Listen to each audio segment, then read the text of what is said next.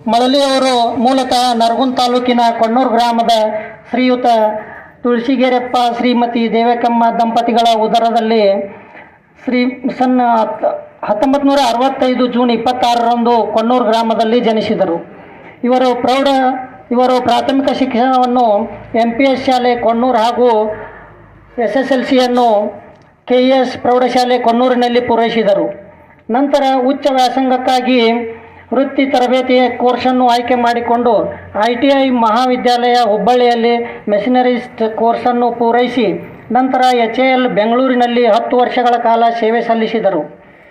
ನಂತರ ಇವರ ತಾಯಿಯವರ ಅಪೇಕ್ಷೆಯಂತೆ 1994ರಲ್ಲಿ ವಾಸನ್ ಗ್ರಾಮಕ್ಕೆ ಬಂದು ವ್ಯವಸಾಯ ಪ್ರಾರಂಭಿಸಿದರು.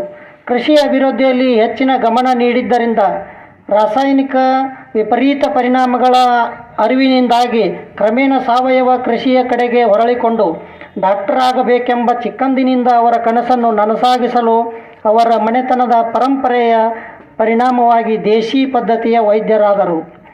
ಕೃಷಿ ಮತ್ತು ವೈದ್ಯ ವೃತ್ತಿಯ ಜೊತೆಗೆ ದೈವದತ್ತವಾಗಿ ಬಂದ ವಾಕ್ಚಾತುರ್ಯವನ್ನು ಧಾರ್ಮಿಕ ಉಪನ್ಯಾಸಕರಾಗಿ 15 ವರ್ಷಗಳ ಸೇವೆ ಸಲ್ಲಿಸಿದರು. ಈ 15 ವರ್ಷಗಳ ಸೇವೆಯಲ್ಲಿ 3000ಕ್ಕೂ ಹೆಚ್ಚು ಧಾರ್ಮಿಕ ಪ್ರವಚನ ನಡೆಸಿಕೊಟ್ಟರು. ಶ್ರೀ ಡಾಕ್ಟರ್ ಮಳಲಿಯವರು ತಮ್ಮ ಹಾಸ್ಯಭರಿತ ಉಪನ್ಯಾಸಗಳಿಂದ ನರಗುಂದ, ಬದಾಮಿ, ರೋಣ, ರಾಮದುರ್ಗ ತಾಲೂಕುಗಳಲ್ಲಿ ಚಿರಪರಿಚಿತರಾದರು.